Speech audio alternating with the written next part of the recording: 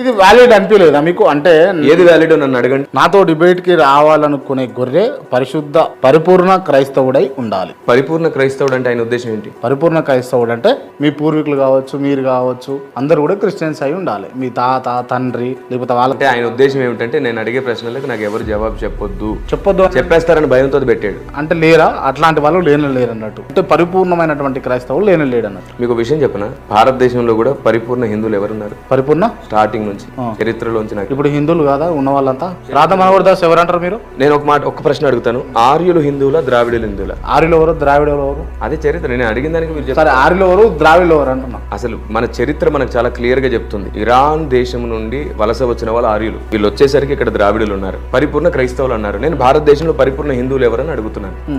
మీ ప్రశ్న సమాధానం. ఇంకోటి ఏంటంటే సర్టిఫికేట్స్ లో క్రైస్తవులు అయి ఉండాలి. ఎందుకని క్రైస్తవులు అయి ఉండాలి?